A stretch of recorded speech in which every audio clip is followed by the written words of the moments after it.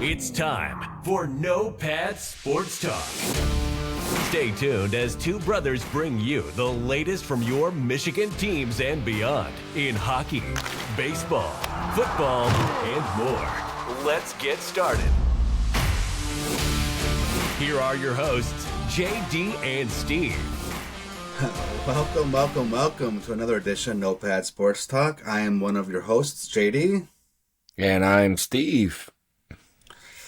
And this is kind of a special edition of No Pad Sports Talk. We mainly cover Michigan teams, but we decided we just had to do a show on the Angels and Shohei Ohtani.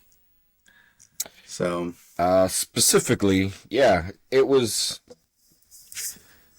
So we all know Shohei's been hurt, right? We know about the upcoming surgeries the surgery he's gonna have to have.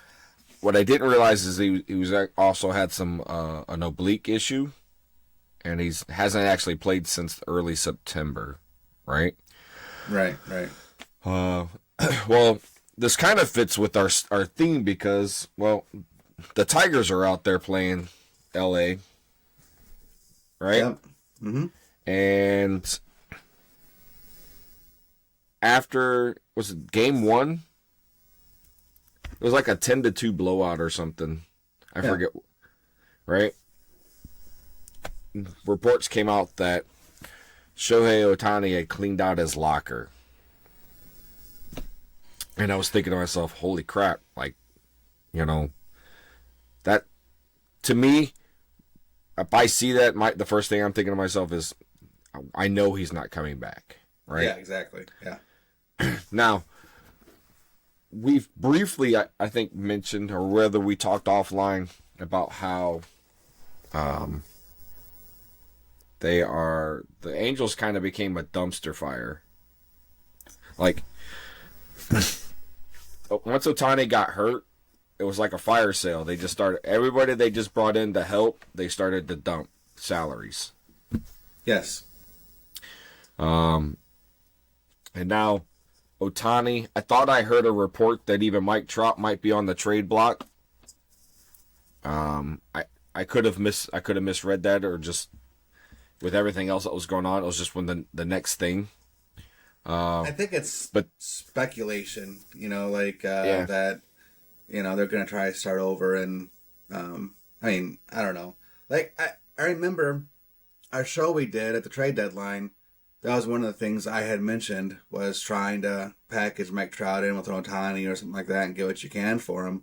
You know, you had Angels had some pretty good prospects, and, kind of start over with what you got. So, but yeah, I think it's all kind of rumored right now, but we have no idea what's going to happen because I don't think anyone can predict what that team is going to do. Exactly. So, well, I'm at the Michigan football game yesterday, and that's when I read the article, got the notification that Ohtani had left, and then it wasn't too much longer after I'd sent it to you, which you'd already seen it, but I think you sent it back, and it was a screenshot of Ohtani at the airport in Japan. Yes. So, if you didn't believe that he wasn't coming back, I don't think you take that. How long does it take to fly out to Japan? 12 hours, maybe? I mean, just from California now, because he's obviously already out there that way, right? 8. Yeah, you're right. That's 8 hours, roughly. So, that's still a really long flight. Yeah. And, I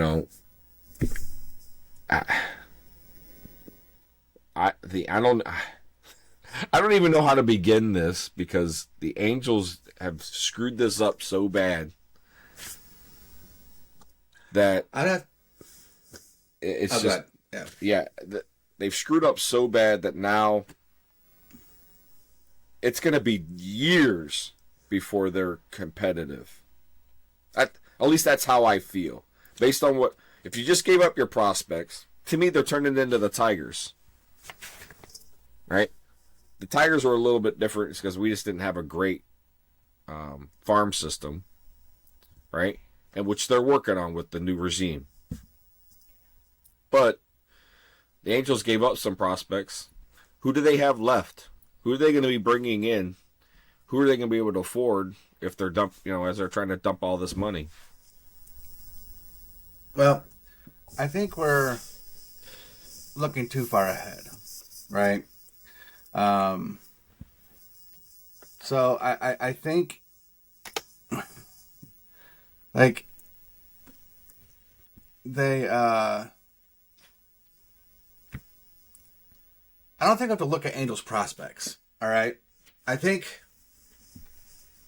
the fact that you had your star player leave the team without so much as a final press conference or anything else like that going on, just like ultimately that's a terrible sign. Now, yeah, as the Angels, you know that Ohtani wanted to stick on the West Coast because that's a little bit closer to Japan, anyways, right? He wanted to stick to the West Coast, so you're one of the few teams on the West Coast. So you're hoping you can retain him. However, Ohtani wants to win, and Angels are not a winning organization. So you do everything you can to win, including trade 4 of your top 30 prospects, including bring up a guy that you just drafted this year after only playing like 25 games or whatever it was in the minor leagues. You're pulling out all the stops. And you fail. Like, ultimately, that's what happened. They failed. Like, if they would have traded Ohtani, you're looking at 3 to 4 minimum top 30 prospects from a team, minimum. Right? Like, again, that can help rebuild the smaller team because what's happening now? Like, so hypothetically, if you trade 4 top 30 prospects to bring people in to try to win now, and you keep Ohtani, who are you going to put around Ohtani? Next question is, or the next thing is, if you go ahead and trade for Ohtani, you get some draft picks, or not draft picks, but top prospects. They probably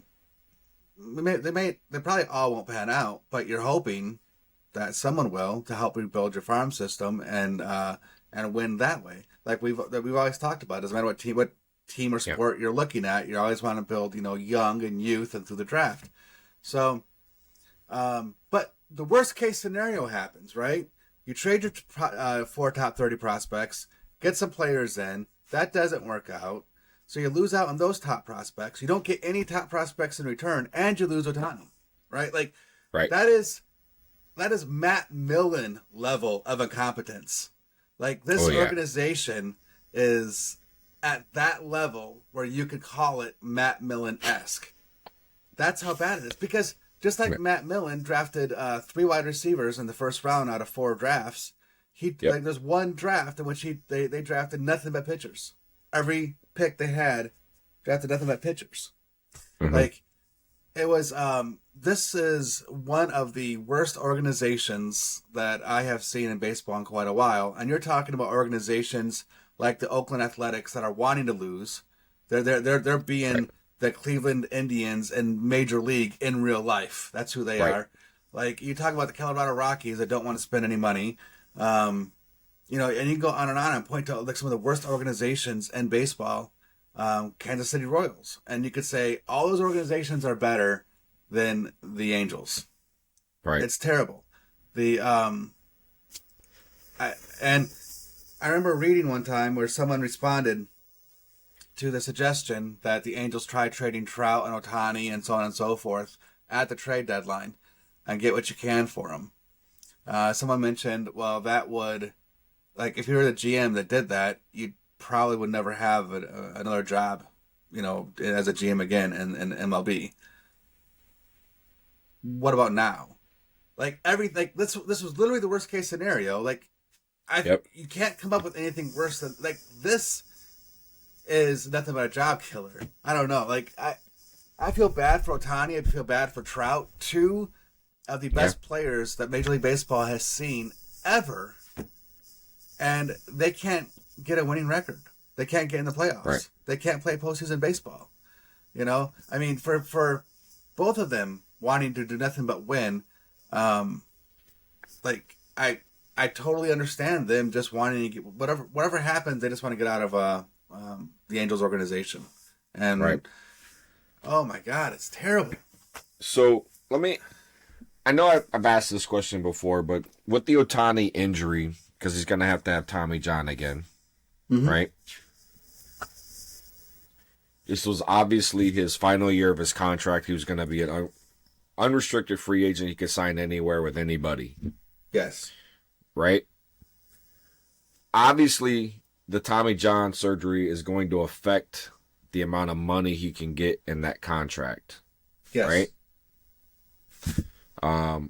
But are there still teams that are willing to pay him because they know what he can do? Right? So next year after his Tommy John, is he going to be a designated hitter someplace? Will he hit? Yes. Yes. Right? So it's not like you're not going to get anything out of him because we know what he can do at the plate. Right? He's very effective. He's got power. Right? It's there. So that's a year. And then that next year, you know, the hope is that he comes back and he has, you know, his MVP, maybe not quite the MVP season that first year back pitching, but on that road back to that MVP status, right? Here's the problem.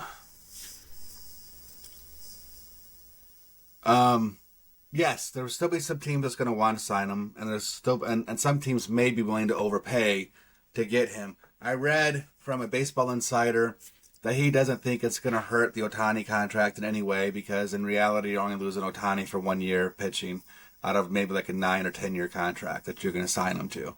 So they're, you know, for ultimately they're saying, you know, like it's not going to hurt his paycheck, but I 100% disagree with that assessment because not only are you talking about one Tommy John surgery, but this is the second one. Right. And, you know, and yeah, there has been some success with some pitchers coming back after 2 Tommy Johns, but what makes Shohei so unique is his ability to be a starting pitcher and a designated hitter and excel at both. I mean, Correct. If you can't excel at both, if you can't count on him doing both, I mean, Aaron Judge, who I believe is a better pure hitter than Shohei Ohtani, is only averaging $40 million a year.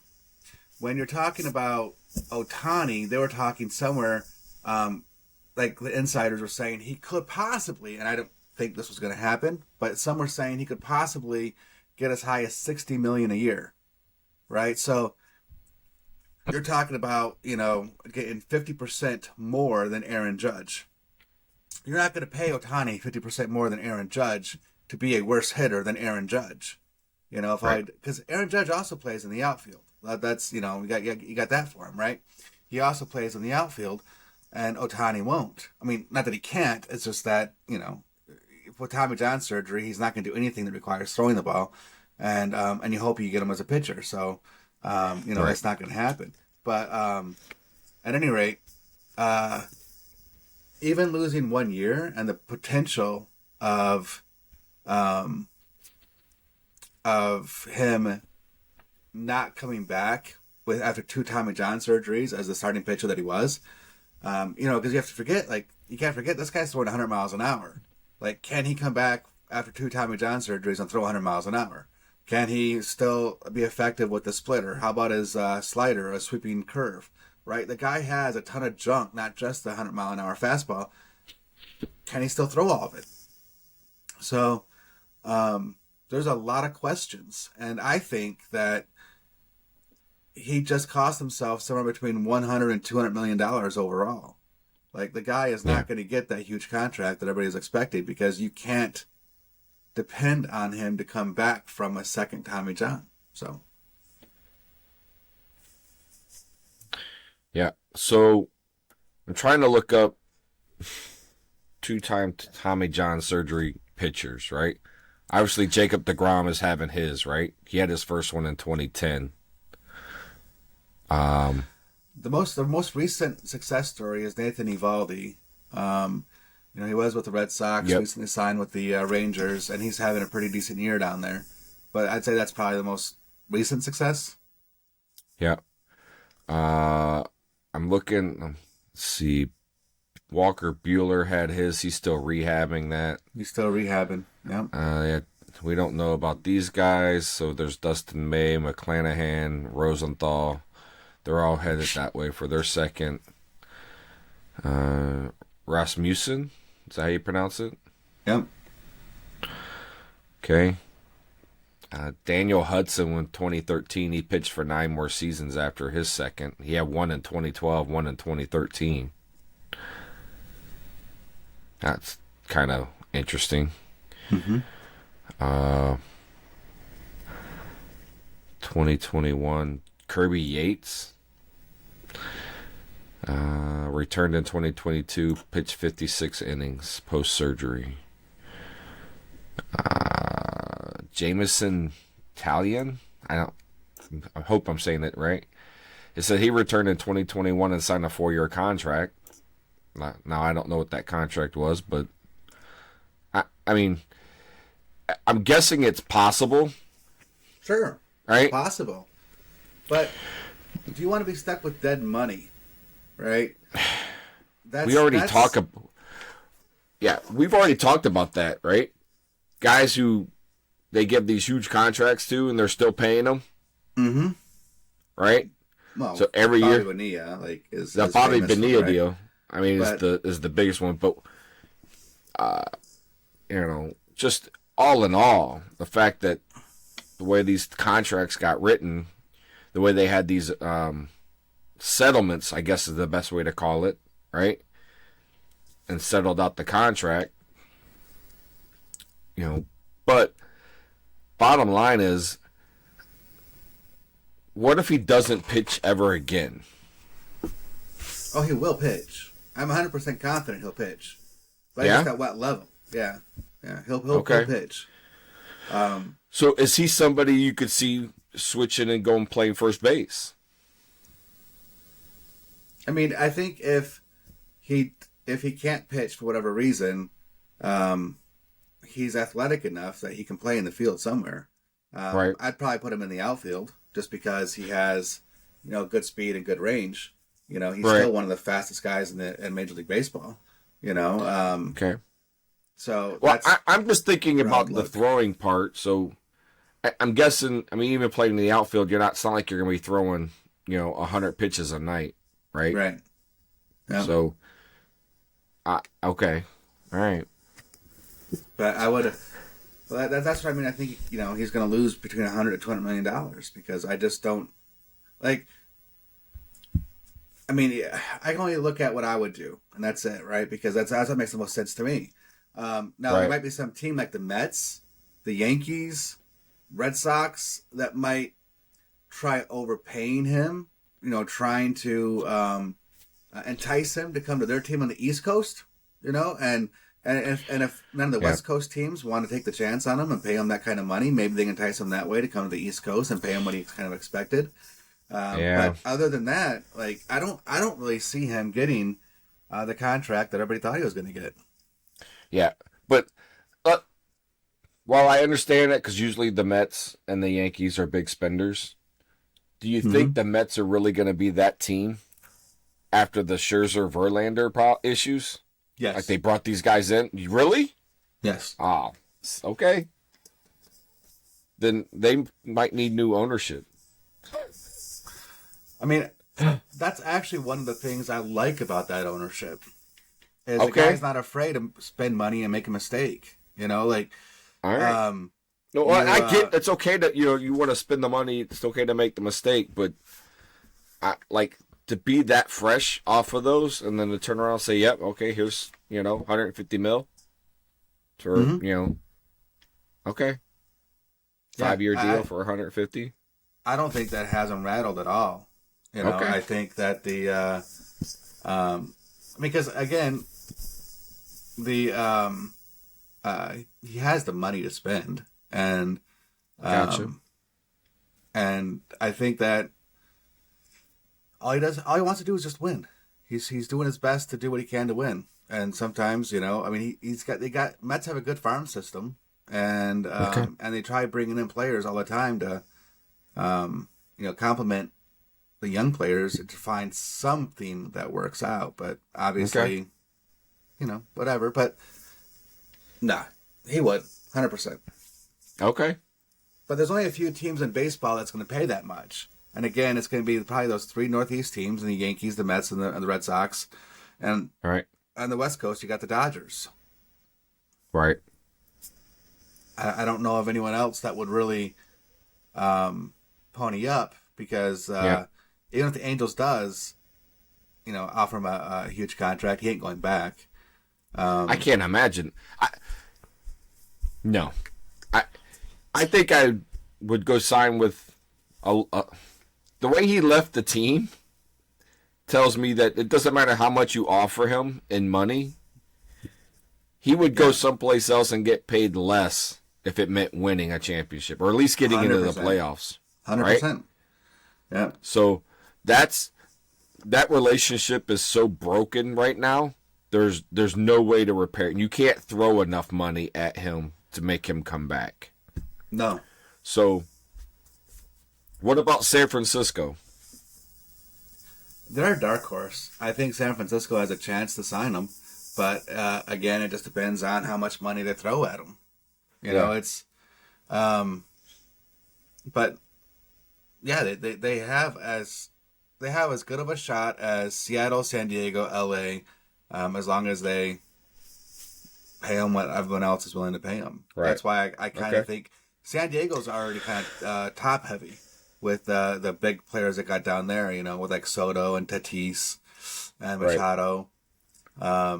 They're already kind of a heavy at the top of the cap. Los Angeles is too, Dodgers, but they're always willing to overspend, and kind of like the Mets and the Yankees, So that's one team that will spend a lot. Can San Diego offload Soto and bring in and make it a trade, or they couldn't even trade it, I guess, because the Angels don't have the rights. No, so I guess that doesn't and the work trade either. deadline's over too, so. Right. There's nothing they can do. So, but could San Diego trade Soto, and try to, use his cap space to bring in Ohtani? And yeah, it's possible. Yeah. I think after this year, I could be mistaken, but I think Soto, after this season, he has one more year on his contract. So they might be looking, maybe, but I don't think so. Because it's just putting that much money into one player that I think would scare San Diego off. Yeah. Same thing with Seattle. I think Seattle would be a perfect fit for Ohtani. As far as a fit goes, like if I had I think, don't get me wrong, I think the Mets will too, but would be a good fit. But we're talking about on the west side of the country where he wants to be at. Correct.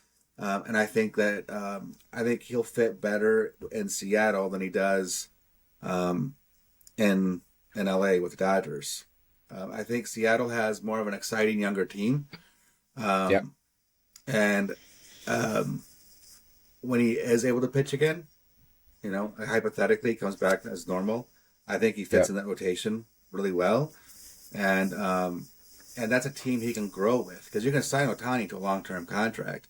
I mean, looking at players like Julio Rodriguez, etc., like that's a young team that he can then know that his 10 years in Seattle is going to be well spent because of the young core that they already brought in. Gotcha. So, a lot of this kind of, when I heard about Ohtani and just leaving, and then he was showing up in Japan, it kind of brought back some mixed feelings for me a little bit, because I think about how Barry Sanders with the Lions and was he was one season away from being the all-time leading rusher in the NFL, and he says, you know what? This is not it, right? Like, they could have traded, what they could have gotten for Barry Sanders? because he was averaging almost 2,000 yards a year, right? It just, and I know it wasn't two, but I mean, he was in 1,500 yards every season, right? For 10 straight years. Calvin Johnson, same thing, right?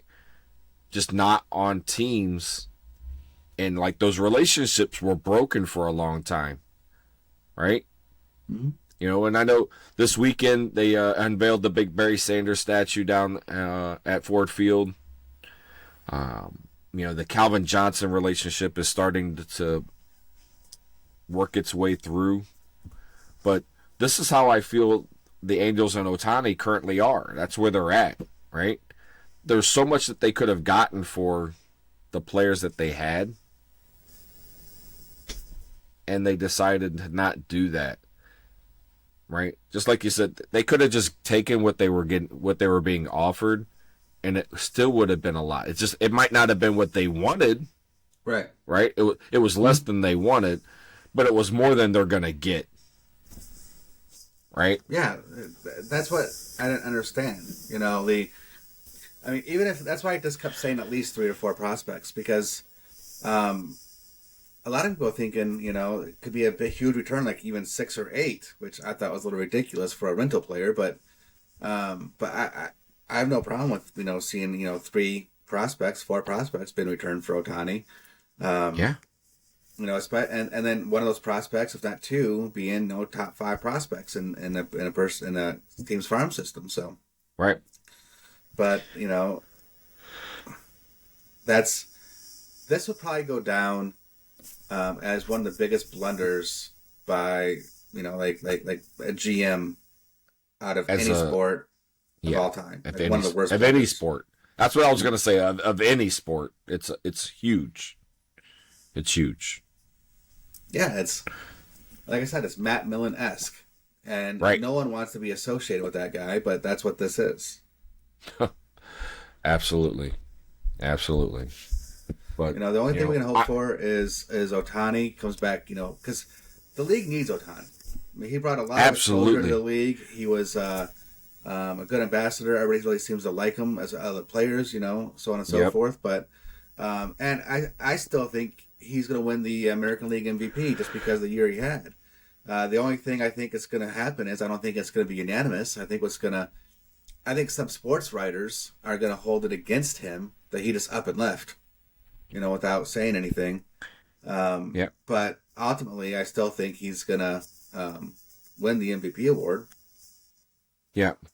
So I feel like what happened, so now that they left, the Angels didn't know what to do, right? And because he was injured, they put him on the IL, right?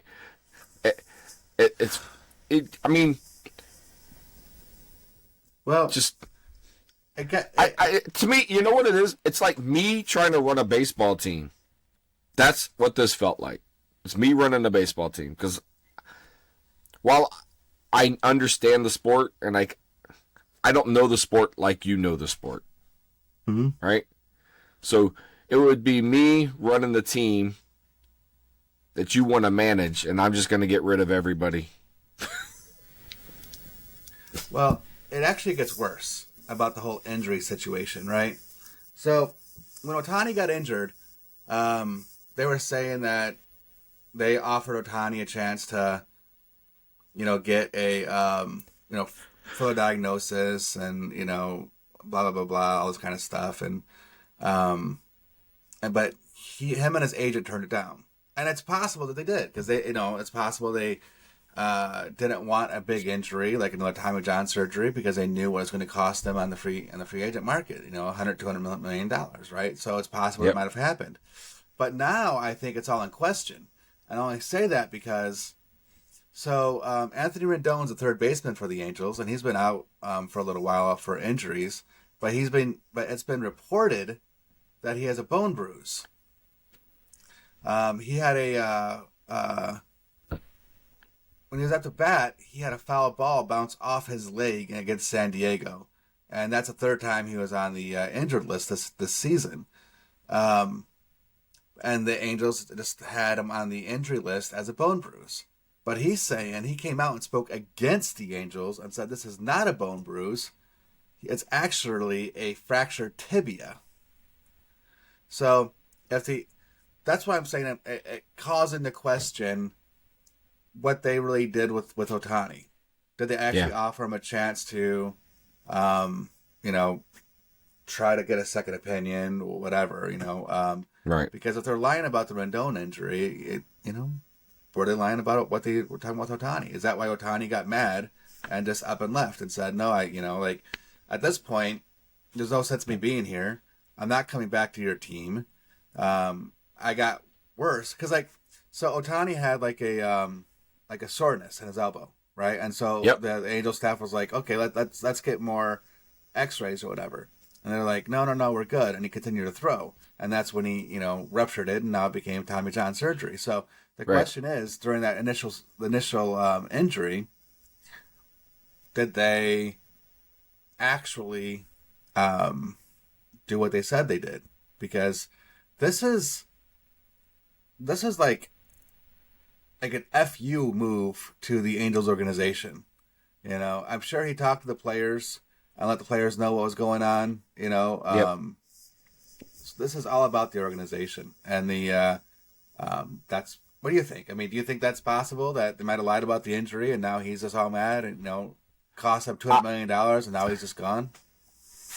I think that's absolutely possible, right? Play down, we offered him the opportunity to have these tests before he did it. He said he was good and he's getting out there. Now he's ruptured it, right? To make it and put it all on him and not the organization, right? They're deflecting. Now, if that was the case, why isn't Ohtani's camp stepping up, especially now that this other guy says the same thing, right? Mm-hmm. Because if that's the case, to me, that has to go to the Players Association. Oh, right? Absolutely. Right? And then you go from the Players Association, and then you run it in through, you're saying this, and here's what it is, right? And now you're out here lying to everybody about what these injuries are. There has to be repercussions, especially if it's true, right? Oh yeah. So, I think at some point, maybe baseball has to step in. The Players Association needs to do an investigation, but the players need to step out and say, this is wrong what they've said, and here's the truth. Here's the proof that what they're saying is wrong. So, but yeah, again, bottom line for me is I feel bad for Ohtani because you and I have never seen a player like that. And when you look at the World Baseball Classic, just everything that he does. Every time we talk about Ohtani on our show, we get this uptick in listeners and views, right? Because it's Shohei Ohtani. That is what he brings to the game. And to do him as badly as they've done, I'd be furious. Right? It's so bad for baseball. And I don't know. I could say a whole bunch of mean things, but, I'm not in those boardrooms, right? All I know is what the surface looks like and what I see on, in articles and the stuff that we talk about. But I'm telling you, they did him wrong. And I hope the next team that gets Ohtani goes down to the Angels and they just destroy them every single time they play. I hope that this changes. This changes everything, for the Angels. I hope the ownership is like, let's shed salary. I hope they get rid of Trout. I hope, this whole Rendon thing, I hope that they get rid of Rendon and just, and just say, we're starting over. And that's going to be the absolute best thing for the Angels. It's not just trying to get rid of Trout. And so we as fans can actually see him in a playoff game, right? Which is be awesome. That's what we want to see. But the fans would win, but that's actually the best thing for this organization. Like, you just can't keep doing the same thing over and over again. You can't just keep, wheeling out Trout, every game he's healthy. You can't keep wheeling out Rendon, all these, high-priced guys. It's time to try to let some of this youth movement take over. You got Zach Neto. He looks like the real deal. You got that new first baseman, Chanel. I can never say the guy's name. But he's looking like he's doing pretty decent. Just got his first home run of his career in Major League Baseball a couple days ago. Logan O'Hoppe looks really good behind the plate. Like, you have some pieces now, right? If you're the Angels organization, let's try building on that. Let's bring in some more young talent, and let's see what we can do in the next couple of years. I mean, you look at all this young talent taking over the league. You have, like in Atlanta, Miami, Pittsburgh, Cincinnati. All this young talent's coming up, and that's young talent that's winning these games for this organization. Seattle. So the next step, hopefully, would be for the Tigers to be mentioned in that, in the next couple of years. But anyways, that's what the Angels need. They need to get rid of these veterans, start looking at some younger guys. So that's all we can hope for. Just plead with the Angels. Just do a win-win scenario. Get rid of Trout, etc. Start over. Yep. Hopefully Trout goes to a team. That'd be awesome. So that'd be great. Not that it would happen, but it'd be great if, say, Trout and Ohtani meet up again and, say, Seattle. And, and then they start winning World Series, because they're off the Angels. One of the worst organizations of all time. Yeah, that would...